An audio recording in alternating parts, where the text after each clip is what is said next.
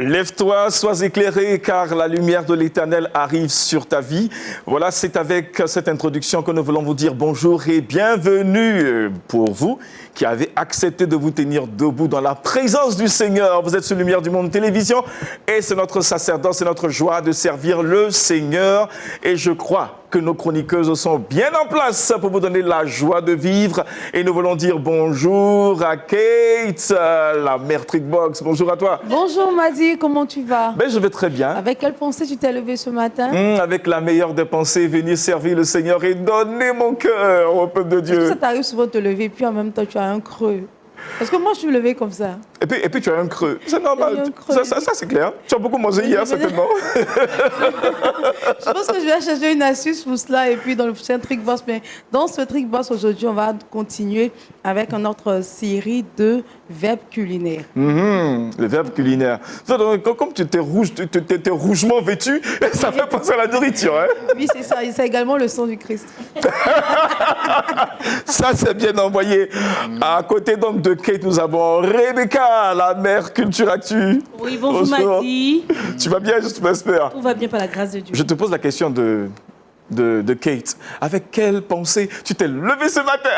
Tout va bien par la grâce de Dieu. C'est bien d'être en vie. C'est Dieu qui nous tient en vie. Amen, amen, amen. Ne l'oublions pas, aujourd'hui et jeudi, nous avons l'invité du Wake Up et nous sommes toujours avec le professeur Emerowa Eji Keme. Bonjour à vous, professeur. Bonjour Madi, c'est un plaisir d'être là encore ce matin. Et puis la question de Kate aussi va vous concerner ce matin. Je me suis bien réveillé et la première chose c'était de dire merci à Dieu. Amen, amen. Kate, ça passe là? Ça passe, hein? Oui, en fait, ce n'était pas ma question, c'est ta question que je t'ai empruntée. C'est ça. Donc, permets-moi de remettre à César ce qui est à César. Non, mais, Voilà. mais c'est toi qui l'as apporté ce matin, donc c'est ta question. Et puis nous disons bonjour à notre papa, le pasteur Abel Ndjera-Réou, qui est sur notre plateau. Il est théologien, formateur, directeur de l'école doctorale de l'Université évangélique du Tchad. Et puis il a aussi une autre casquette, c'est qu'il est promoteur de la Bible d'études perspectives africaines. Ah ça, je suis honoré ce matin de vous recevoir sur le plateau de Wake Up. Bonjour à vous. Bonjour, bonjour. Et puis nous parlons de Bible perspective africaine. De quoi il s'agit? Eh bien, d'abord, merci de m'avoir invité. Je suis content, je me suis bien réveillé pensant à découvrir LMTV pour la première fois. Amen. Donc, voilà, la Bible d'études perspective africaine est une nouvelle Bible, pas la Bible, mais les commentaires sur la Bible. C'est la version qu'on utilise d'ordinaire. Mais les commentaires sont différents uniquement par les Africains. C'est comme le commentaire biblique. Là, c'est pas les Blancs qui écrivent les commentaires. Hein. Bon, au moins, on est en train de montrer que la maison de Dieu est remplie de ses enfants, qu'ils soient blancs ou noirs. Et c'est pour la première fois que 70 Africains étaient venus ensemble pour écrire un commentaire, un seul volume de tous les livres. Amen. De la Bible. Et la Bible d'études, nous disons perspective africaine, parce que les commentaires de certains versets, de certains passages, nous utilisons les proverbes, les récits africains pour éclairer certains passages, pour faire comprendre certains passages un peu difficiles. Amen. En utilisant nos proverbes, certains passages viennent quand même à la lumière. Amen. Voilà, c'est un peu ce qu'on a fait. Homme d'expérience, homme plein de talent, homme disposé à nous former, c'est lui donc qui va nous apporter la méditation de ce matin.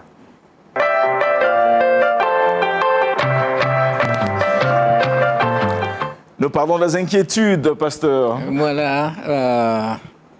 Je suis souvent intrigué et interpellé par cette question que Jésus a posée à ses disciples. Qui de vous, par ses inquiétudes, peut ajouter une coudée à la durée de sa vie? Ouais. Les questions des inquiétudes et de la vie. Nous sommes toujours très inquiets pour notre vie. Pourtant, la vie, cette grâce de Dieu, est aussi souvent menacée d'inquiétude. Ouais. Jésus a enseigné cela à ses disciples. Ce message est pour nous aujourd'hui. Parce que nous vivons dans un paradoxe, dans ce siècle-là de développement, rapides, des découvertes, des choses qui peuvent élever plutôt nos cœurs vers l'espérance d'une vie future meilleure. Et c'est une réalité, beaucoup de développement. Mais en même temps, beaucoup d'inquiétudes, beaucoup de soucis. Et cela fait partie de la vie humaine, cette création de Dieu qui est tombée dans le péché. Et cela amène tant d'inquiétudes. On ne comprend pas pourquoi il y a tant de développement vers une bonne direction. Il y a aussi tant de malheurs, tant de guerres, tant de méchanceté, de persécutions. Donc nous vivons ce paradoxe-là dans notre monde aujourd'hui.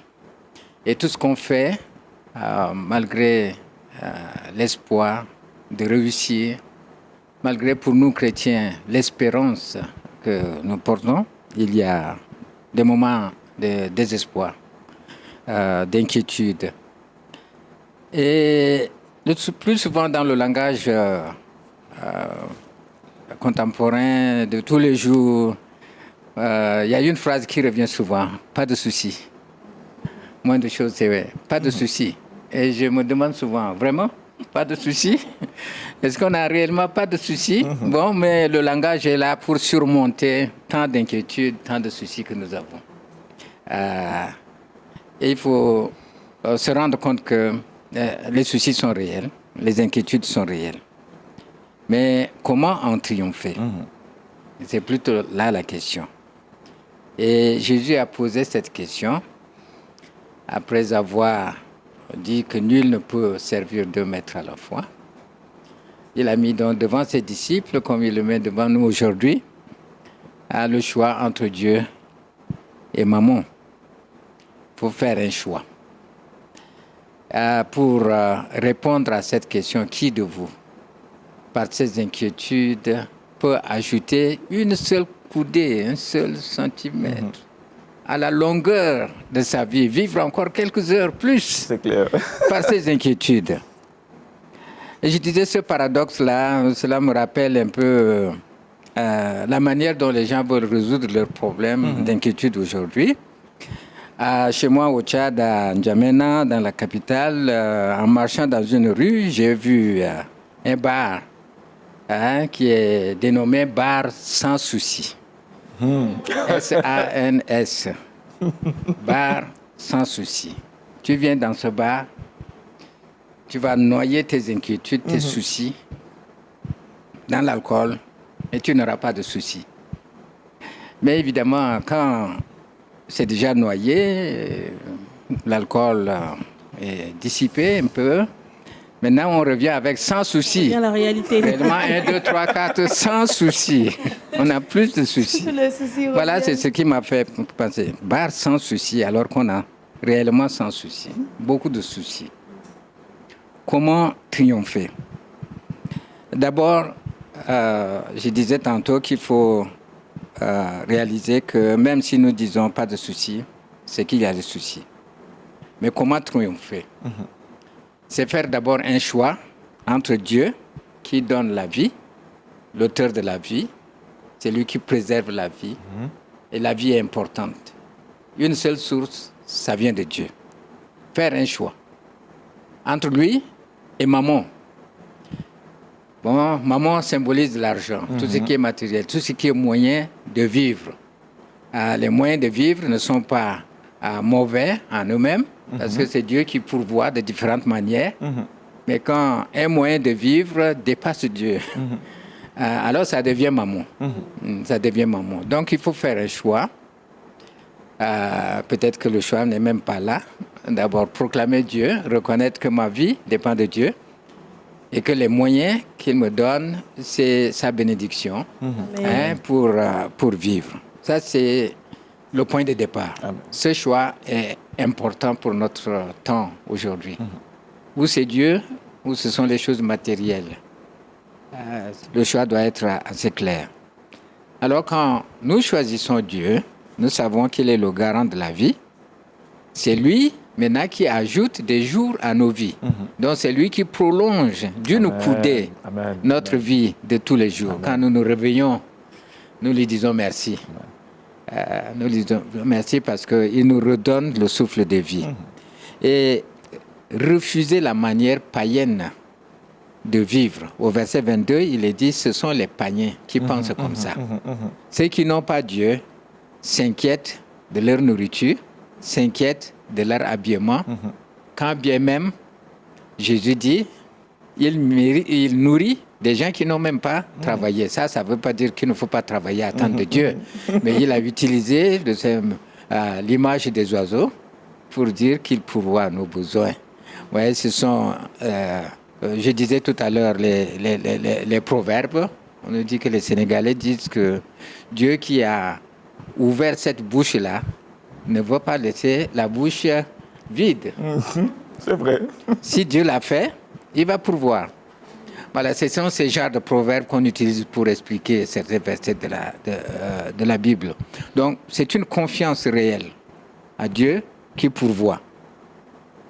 Donc, refuser la manière païenne de vivre. Et puis, vivre de la sagesse de Dieu. Je relève ici dans 3 domaines. À faire une différence dans la vie de tous les jours en choisissant. Il faut choisir, verset 32, ce qu'on veut et ce dont on a besoin. La Bible dit, votre Père sait que vous en avez besoin. Donc, chaque jour, il faut faire la différence entre ce qu'on veut et ce dont on a besoin. Et ce qui nous amène souvent des inquiétudes, c'est surtout ce qu'on veut. On veut avoir ceci, on veut avoir cela, on veut avoir cela. Même si on n'en a pas besoin. Alors, on peut régler beaucoup de problèmes d'inquiétude en choisissant ce dont on a besoin. Pas ce qu'on veut. Oui, nous demandons à Dieu ce que nous voulons, mais Dieu, comme un Père, nous donne plutôt ce dont nous avons besoin. Donne-nous notre pain de chaque jour. Deuxièmement, je vois au verset 33, faire la différence entre ce qui est temporel et ce qui est éternel. Parce que la vie est éternelle. Ça va finir sur cette terre, mais elle est éternelle. Parce que cette vie-là vient de Dieu. Donc, tout ce que nous pouvons faire pour vivre, pour nous mettre à l'aise, pour notre bien-être, doit dépasser cela et trouver l'éternité. Et au verset 34, je vois l'aujourd'hui et le demain. Le lendemain, on peut faire nos projets, mais nous savons que c'est Dieu qui les réalise. Mais c'est pour aujourd'hui. Nous devons choisir des choses pour aujourd'hui. C'est dont nous avons besoin aujourd'hui. Nos plans d'aujourd'hui et ne pas nous inquiéter outre mesure de ce qui va se passer demain. Il me semble que ces 3 aspects de la sagesse peuvent nous aider à surmonter les inquiétudes et les soucis en cherchant d'abord le royaume de Dieu. Et toutes ces choses vous seront données par-dessus tout. Amen. Amen.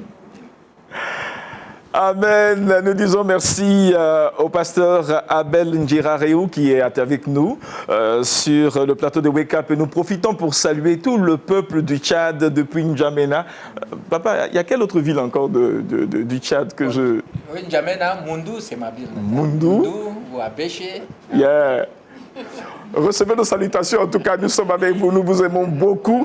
Et puis, merci de nous avoir confié pendant quelques jours, Papa Abel, qui nous a gratifié de cette belle méditation. Et puis, voilà, ça nous permet tout de suite d'aborder avec beaucoup d'entrain les différentes rubriques qui vont nous permettre de connaître aussi la volonté de Dieu qui se passe ici et qui se passe ailleurs. Et nous partons déjà en France, parce qu'il se prépare là-bas un événement qu'on appelle les JO, les Jeux Olympiques de Paris, et nous partons découvrir cela en Culture Actu.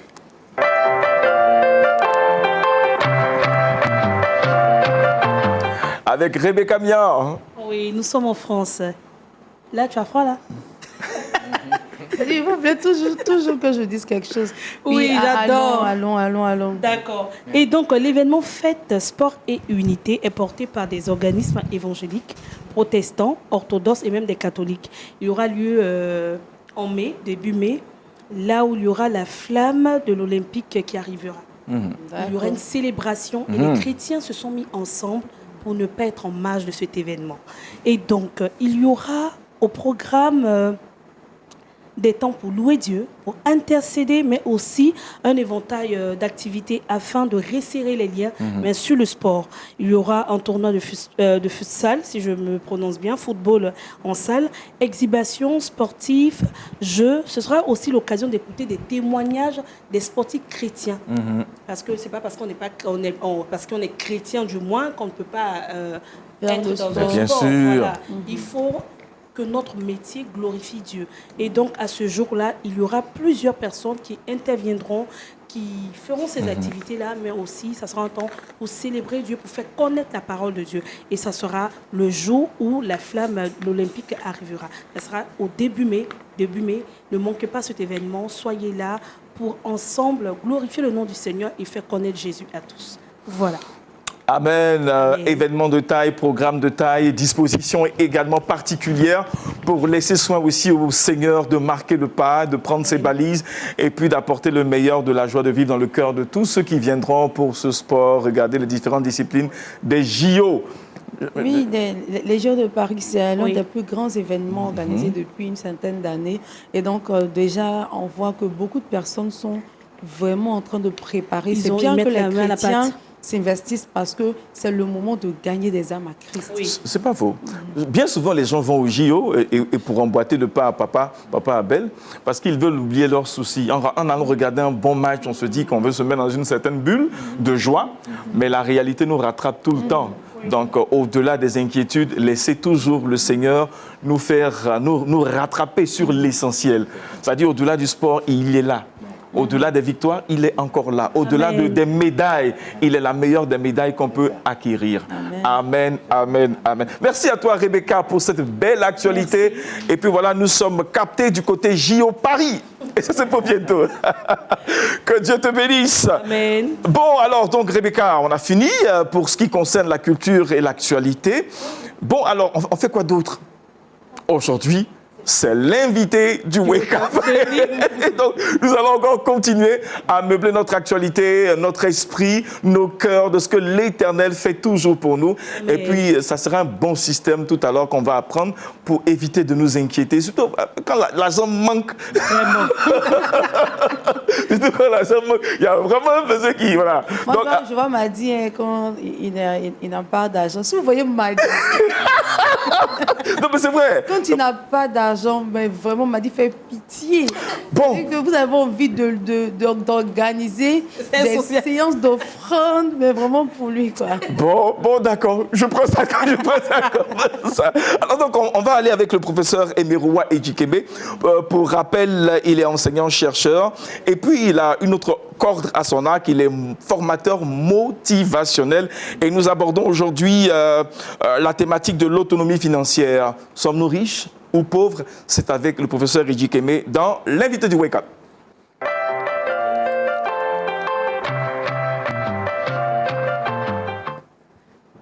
Eh bien, merci. La question vous est adressée. Es-tu riche ou es-tu pauvre? Et je serais ravi que quelqu'un parmi nous réponde. Kate. Là, c'est une attaque. Oui. Très bien. Moi, je voulais parler. Je pense que Madi est au milieu. Madi, tu es au milieu. C'est bon? Ni pauvre. Oh, ni pauvre, ni riche. L'Éternel pourvoit même besoin. Pour être plus sérieuse, est-ce que ça ne dépend pas de ce qu'on veut? Le fait de penser qu'on est riche ou pauvre. Parce qu'on peut avoir, je peux avoir par exemple 10 000 francs, mais ça peut être pauvre. Je peux être pauvre pour Rebecca qui a peut-être des centaines de mille. Donc, ça dépendra de... Si ça se quantifie en termes d'argent. Oui, en termes d'argent. Et puis, en termes de... Quand on veut parler du matériel, je peux avoir une grosse villa et puis me sentir pauvre face à quelqu'un qui a peut-être des immeubles, des réalisations. Ouais, donc, ça dépendra certainement de notre cœur, du désir de notre... Kate, c'est bon, c'est profond. Très bien, merci pour ta réponse. Effectivement, oui. Ça dépend de ton état d'esprit. Il y a beaucoup de personnes qui sont résignées, qui se contentent de leur salaire. Bon, comment je vais faire? Je peux Je n'ai pas d'autre solution que ça. Et puis bon, il y a certaines personnes qui possèdent tout ce qu'il faut pour bien vivre. Je faisais ce thème dans une école d'enseignement supérieur qui forme des chefs d'entreprise pour un MBA, chef d'entreprise. Et puis il y a quelqu'un, j'ai posé la question. Il y a un homme qui a pris peut-être une retraite anticipée et qui dit qu'il a tout ce qu'il faut pour vivre. Maintenant, il cherche à créer une entreprise. J'ai posé la question, il dit oui.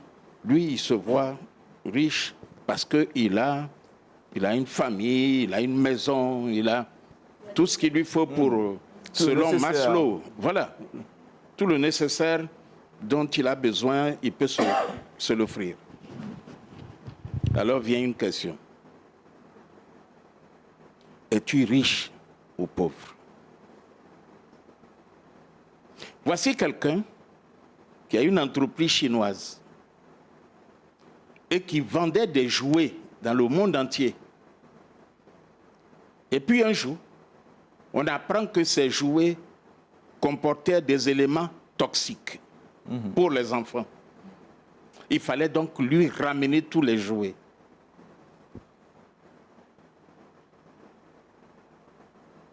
Ce monsieur, voyant la décadence à laquelle il allait être exposé, parce que son entreprise allait payer le fret pour ramener les jouets. Et il fallait retravailler les jouets. Quelle était sa solution? Il s'est suicidé. Alors je vous pose la question. Était-il riche ou était-il pauvre? Répondez-moi. Était-il riche ou était-il pauvre? En tout cas, il n'est plus. Hein. Comment? Il n'est plus, en tout cas. Mais pendant qu'il était vivant, est-ce qu'il était riche ou est-ce qu'il était pauvre? Kate? Moi, je pense que s'il est arrivé jusqu'à se suicider, c'est parce qu'au fond de lui, il s'est senti pauvre. Effectivement. Au fond de lui, il était pauvre. Bonne réponse. Mais voilà quelqu'un d'autre, aux États-Unis, en Californie. Quelqu'un qui fabrique du vin. Et puis, il y a eu une tornade avec inondation. Toutes ces plantations ont été noyées. Tous ces fûts ont été noyés, contaminés par toute la flotte qu'il y avait. Et puis, il a repris ses activités doucement, doucement. Était-il riche ou était-il pauvre? Ou dirais-je, est-il riche ou est-il pauvre? Quelqu'un peut me répondre. Pasteur. Passez le micro. Le micro, passez le micro. Oui. Son attitude dans cette épreuve de foi, en quelque sorte, parce qu'il a tout perdu et il a repris. Il est riche. Parce qu'il a une bonne disposition. C'est le mot. Son attitude, son état d'esprit, c'est ce qui l'a amené à réaliser que le potentiel qu'il avait, qui lui a permis d'arriver là où il est, il l'a encore. Et il peut s'appuyer dessus pour avancer. Donc on est pauvre ou on est riche d'abord ici. Mentalement?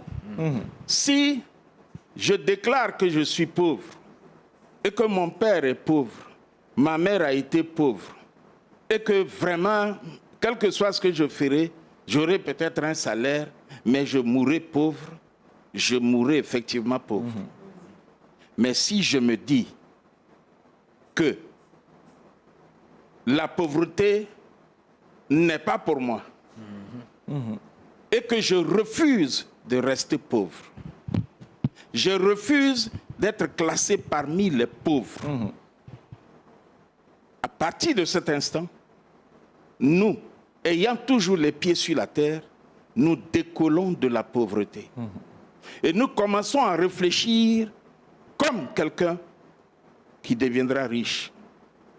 Et nous adoptons l'attitude, le langage, la démarche de quelqu'un qui sera riche. Comme ce monsieur américain qui un jour a dit « je serai un jour milliardaire ». Et pour se conditionner, il a collé sur son plafond un gros billet de $100. Et chaque fois qu'il se réveille, il voit le billet et il dit « je serai milliardaire ». Savez-vous que le monsieur a fini par devenir milliardaire?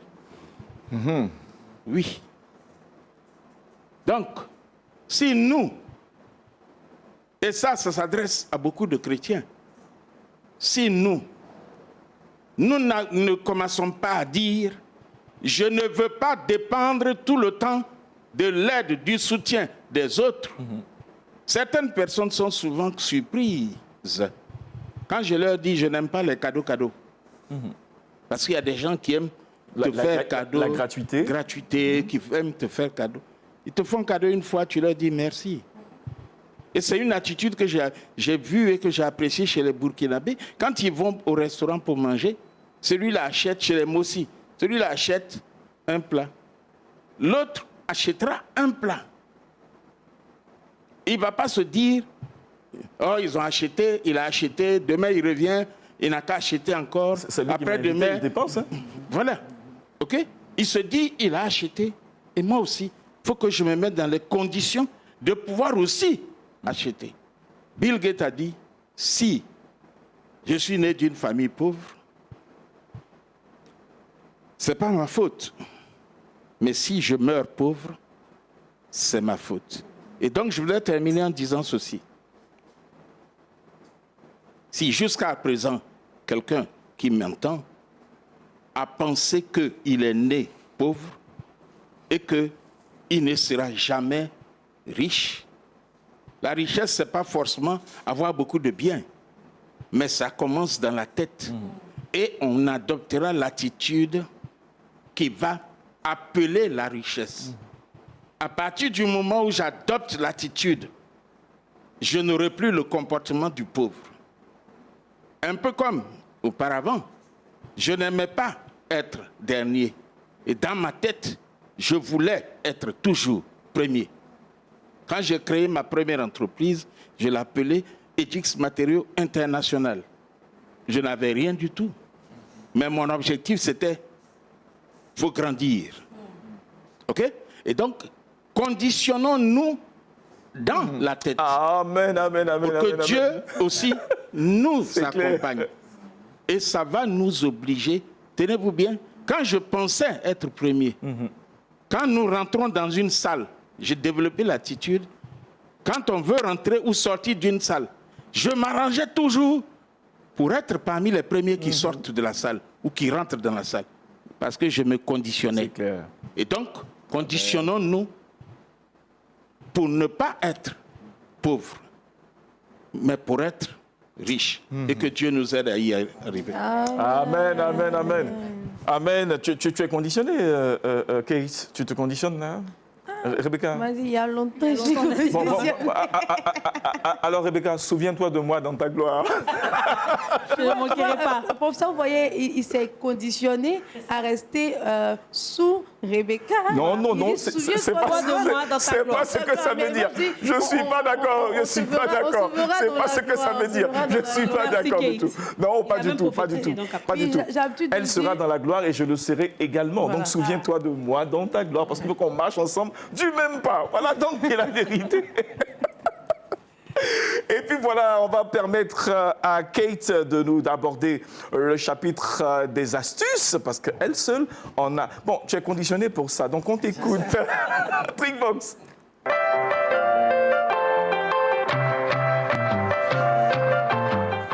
Et on part vers des verbes culinaires qu'on va apprendre avec Kate.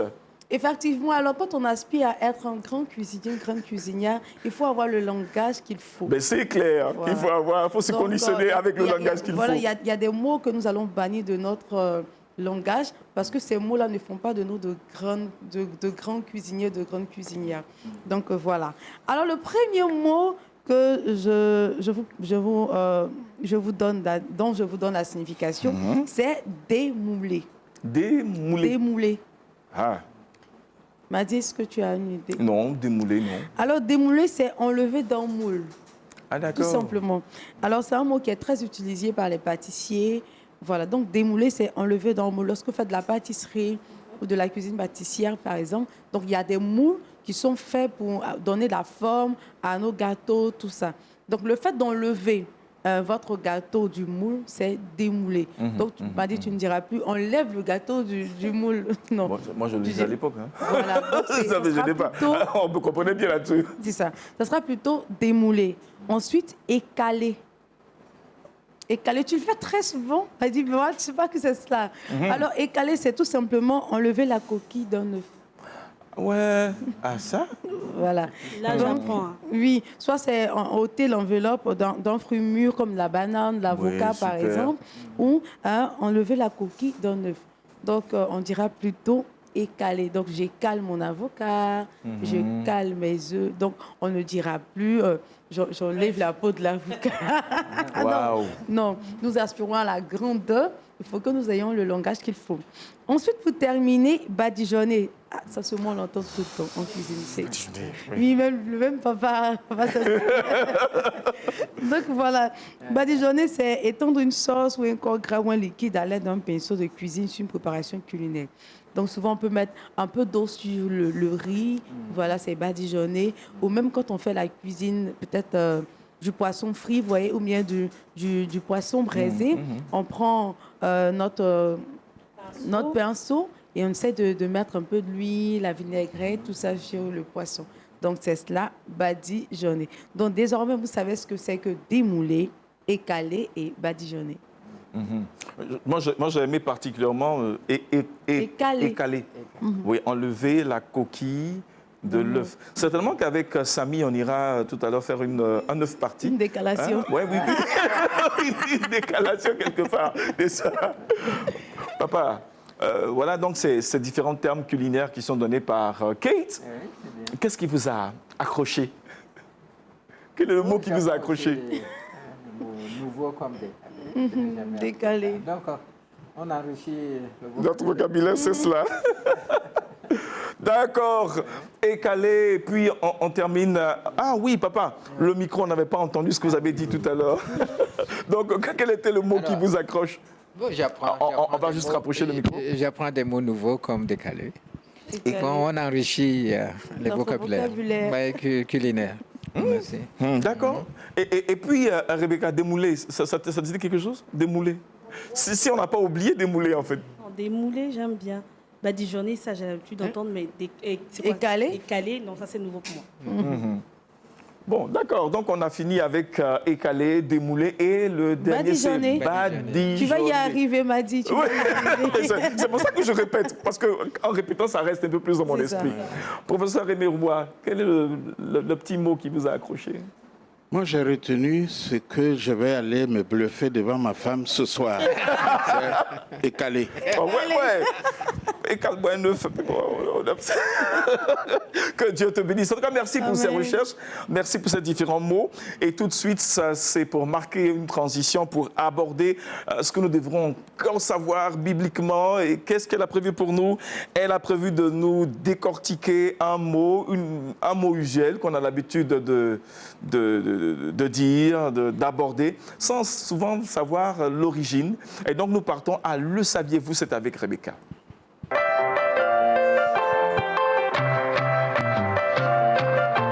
Et le mot en question, c'est... C'est la phrase « L'argent est source de tous les maux ». On a l'habitude de l'entendre. Ah, on le dit, hein. L'argent est source de tous les maux. M-A-U-X. D'accord. Bon, professeur, bon, on a fini par se conditionner pour avoir de l'argent, mais puis ça peut être problématique. Ça peut, mais oui, l'argent en vitesse rend fou, ça rend malade, ça rend étourdi. Ça peut être le cas. OK? Mais on se conditionne pour être riche. J'ai dit, ce n'est pas seulement le fait d'avoir de l'argent. C'est clair. On est heureux quand on sait.